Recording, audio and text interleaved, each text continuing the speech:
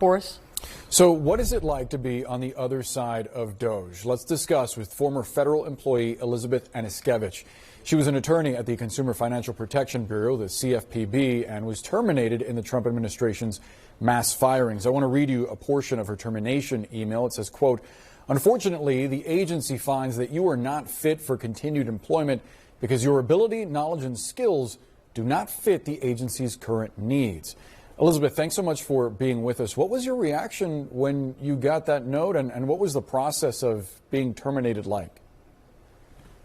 Hi, thank you so much, first of all, Boris, for having me on here and for everybody's attention to this. I would say my reaction to receiving the notice was complete and utter shock. Not only because I believe that I have the ability and knowledge and skills that fit the agency's mission and needs, but because of the way that it happened. I mean, my paycheck was done as of that day. I have no information about exactly how long my health insurance will continue. I have not received forms that are necessary to file for unemployment. And there's just a lot of questions about what we are supposed to do next to take care of ourselves. You weren't offered any kind of resources to form a plan for what's next? We were given an email that you could reach out to. Many of us have, probably all of us who have been terminated with probationary status, and we've received an email back saying they are working diligently to provide us the forms that we need. And we should receive a packet in the mail within the next week or two. But we have immediate needs now, all of us who were terminated. Yeah, of course. I wonder if you could help us understand what it means to be a probationary worker, what it entails, and why you think DOGE is focused on those folks. Sure. So a probationary worker, as you mentioned just a few minutes ago, is a newer worker to the federal government. At the CFPB, my term was 2 years, so I started in June 2024 and could have gone to June 2026. A probationary employee, you're new, but that doesn't mean that you don't have experience. I myself am a seasoned litigator. I have been practicing law since 2011. I came in and was immediately leading investigations, drafting complaints in a lawsuit that we filed. These are people who are ready to dedicate their lives to the federal government. From various backgrounds, who are really committed to serving the American people. I think DOGE is focused on probationary employees because they believe that they can just mass terminate us without any recourse. It is true we don't have the same rights as employees who are post-probationary status, but we still cannot be terminated for pretextual reasons. Nobody who has knowledge of my skills or my ability was involved in the decision to terminate me. To your point about serving the federal government and serving the American people, I wonder what you think the acting director of CFPB, Russell Vought, thinks of what the function of the agency should be, and what do you think the ultimate consequence of that agency specifically being gutted will be for American consumers? Because so much of what you do deals with financial fraud, right? Right.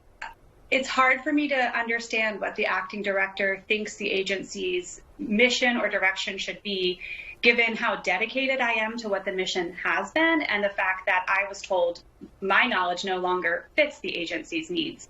But I can say the fallout of losing the CFPB will be immense. The CFPB oversees 19 different statutes.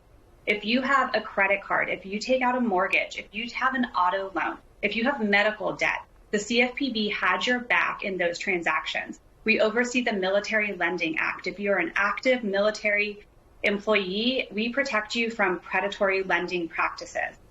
We are with consumers at every step of their financial life, protecting them. And the loss of that, it opens a huge vacuum for anyone to come in and exploit consumers. And we are all consumers. And as the marketplace gets more complex, none of us are immune from predatory practices or from scammers. And Elizabeth, I understand that we have some video right now. I believe this is moments ago. It looks like the National Mall, and these are anti-DOGE protesters out there. There's obviously a lot of sentiment, a lot of concern about what you're describing in terms of the sort of services and the sort of protections that are going to be at risk if agencies like CFPB are gutted or eliminated. I do want to ask what you think of the argument, for example, with CFPB, that the agency's work was redundant, could be done by other agencies, and therefore eliminating it could help reduce the overall budget. What would your response be to that? I'm so happy someone has asked me this question. I believe that the agencies that we allegedly are redundant are the Federal Trade Commission, but unlike the Federal Trade Commission, the CFPB has supervisory authority over banks with $10 billion or more. There just is not an enforcement as a result of being able to solve something in a supervisory capacity. In addition, the FTC is focused on what businesses are doing. And sometimes that overlaps with how a consumer is impacted. And then we figure out among the agencies who will prosecute that case. I think the other agency that we are allegedly duplicative of is the SEC. I did securities fraud litigation for nearly 7 years. It's not the same. You're protecting investors when the stock price is impacted.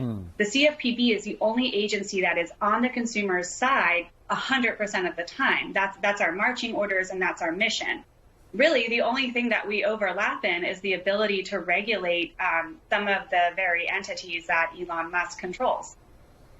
So there would be potentially exposure for consumers. Could you address the argument that eliminating it would alleviate some of the budget issues that we're facing as a country, the national debt? Yeah, so I'm not are much more in tune with this that I would encourage others to read and look at. But when you have a line item budget going through every year, we're not a part of that. So that's a unique sort of posture of the CFPB, and I'm curious how this is going to reduce the overall budget. Elizabeth Aniskevich, we have to leave the conversation there. Please keep us posted once you receive the information that you were promised. We'd love to keep track of the story. Thank you. Thanks so much. Still ahead, major talks underway on Ukraine. Without Ukraine, what we know about a key meeting happening between U.S. and Russian officials in Saudi Arabia tomorrow will take you live to Riyadh. Plus, a deadly storm sweeping across the south. The threat not over yet. Kentucky's Governor Andy Beshear saying active rescue